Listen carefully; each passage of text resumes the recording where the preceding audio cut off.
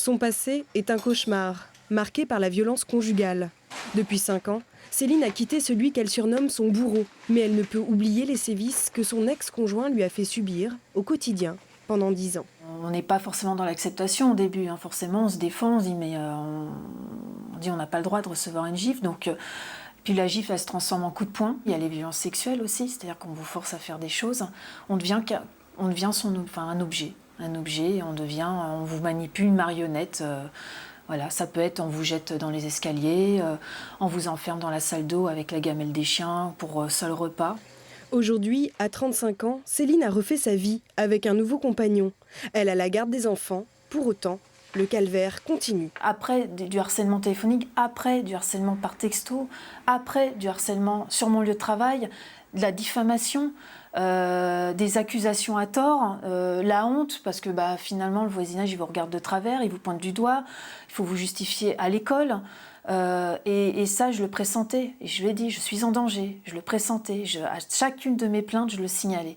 Et c'est ce fait aussi de ne pas être entendue.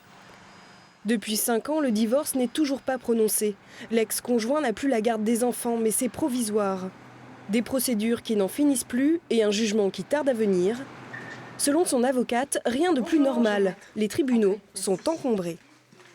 Entre le moment où on dépose plainte et le moment où l'auteur va être jugé, il se passe des mois, parfois plus d'1 an, parfois même 2 ans. Et c'est parfois même très difficile de juger quelqu'un 2 ans plus tard. Il s'est passé un tas de choses.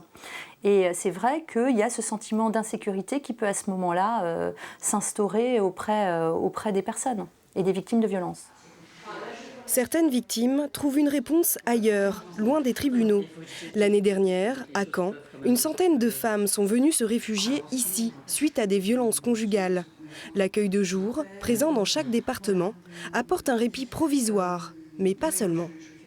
On est dans une situation d'urgence, on héberge, on met à l'abri la famille, ça c'est sûr et certain.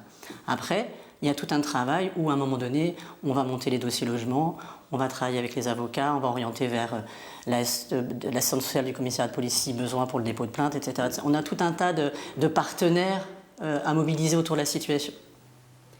En 10 ans, l'association qui gère cette structure a constaté une augmentation de fréquentation de 50% de son accueil de nuit. Quant à Céline, elle vit dans la peur en attendant sa prochaine audience.